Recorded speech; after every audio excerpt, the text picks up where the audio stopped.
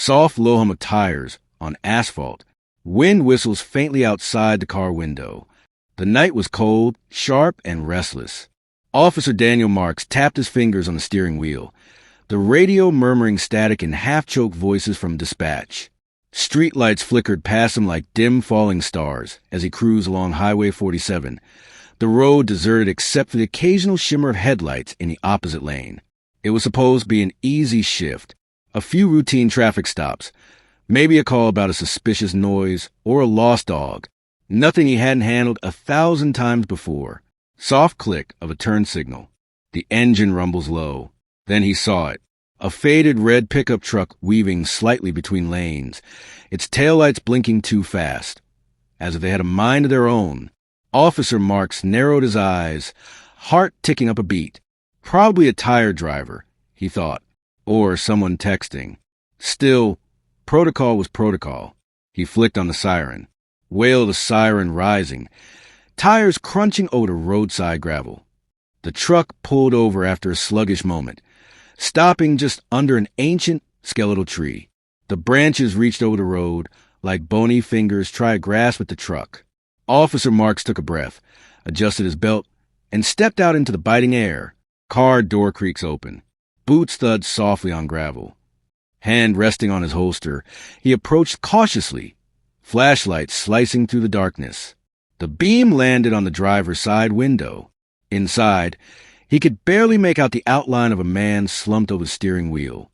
"Sir," Daniel called, knocking lightly. Dull tap-tap against glass. No response. Something in his gut twisted. He knocked harder. Still nothing. His instincts kicked in hard and fast. This was no ordinary traffic stop. He tried the door handle. It clicked open, creaking ominously. The driver, an elderly man with thin white hair and a face creased like an old map, was unconscious, his lips an eerie shade of blue. "Dispatch!" Daniel said into his shoulder mic, voice tight. "I got an unresponsive male, Highway 47, near mile marker 19, requesting EMS code 3. Urgent crackle from the radio. Copy that. Units en route." Daniel's training surged forward. He checked the man's pulse, weak fluttery, like a bird trapped against a window. He gently shook the man's shoulder.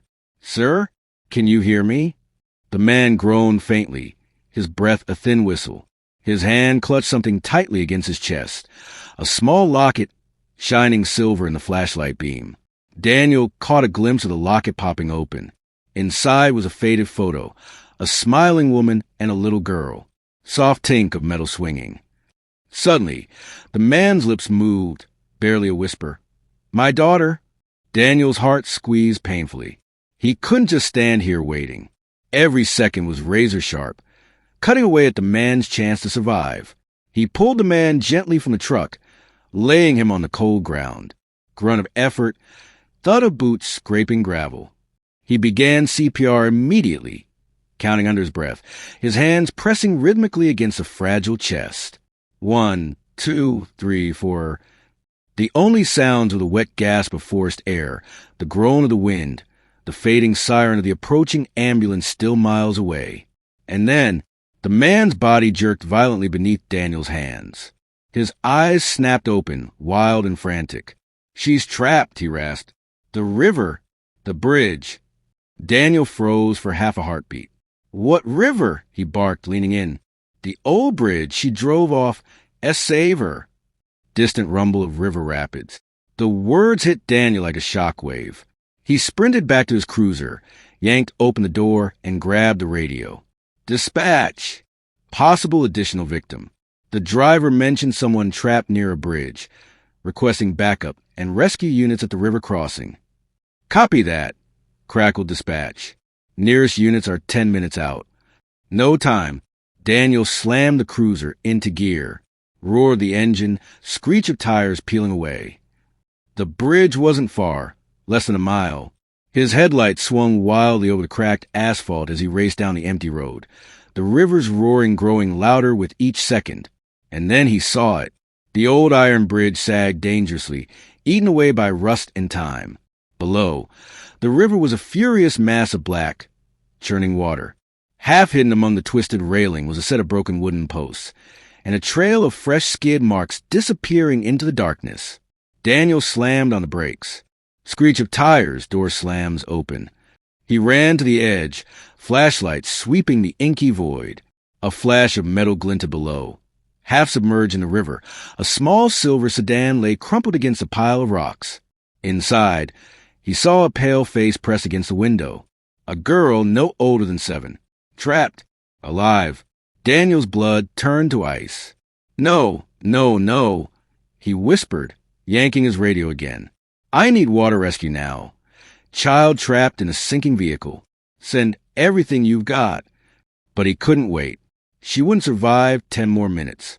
Without a second thought, he ripped off his belt, tossed his radio aside, and sprinted for the riverbank. Crunching of branches, splash of boots hitting mud. The current was savage, pulling at him like a living thing. He dove in, the cold slamming into his bones like sledgehammers. Splash, rush of water.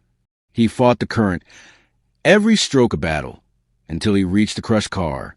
The window was cracked but not broken. The girl's eyes were wide with terror. Her tiny hands pounded weakly against the glass. Hold on. Daniel shouted through the water, bubbles streaming from his lips. He yanked his flashlight from his belt and smashed it against the window. Once, twice, thunk, crack, splash. The glass shattered. Cold, furious water poured into the cabin. Daniel reached in, fingers scrabbling for the seatbelt. Stuck. She was trapped. No, no, no, come on, he gasped. He dug into his pocket, fingers trembling, and pulled out his pocket knife. With a savage jerk, he slashed through the belt. The car shifted dangerously, sinking deeper. With a final desperate heave, he pulled the girl free and kicked hard toward the surface. Rush of bubbles, thunder of water. He broke free, gasping, the girl limp in his arms. He fought his way to shore, the current claw at his legs.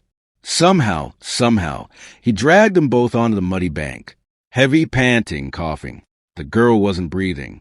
Daniel dropped beside her, water streaming from his uniform, and began CPR again, his hands shaking with cold and adrenaline. 1, 2, 3, breathe. Nothing. He tried again, and then a soft cough, a whimper. Her tiny chest heaved. She was alive. Daniel collapsed backward, laughing, gasping, the sound of sirens finally filling the night air. Wailing sirens swelling louder, flashing lights. Paramedics swarmed around them, pulling the girl onto a stretcher. One of them clapped Daniel's shoulder hard. You saved her, man, he said, voice thick. You did it. Daniel sat there in the mud, heart hammering, watching as the little girl's hand, weak but determined, reached out and clutched the paramedic's hand. 2 days later, Daniel stood outside the hospital room, still wearing the bruises of that night on his body, and a deeper ache in his soul. He peered inside. The elderly man, the driver, lay in bed, IVs in his arms, a weak smile on his face. Beside him sat the little girl, her arm in a cast, a big pink teddy bear clutched in her other hand. They both looked up and saw Daniel.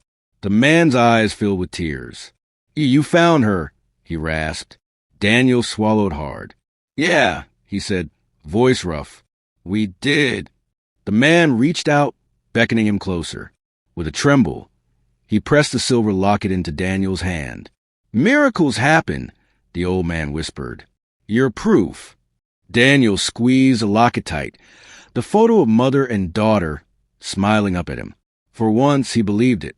Soft swell of hopeful music. Curtain falls.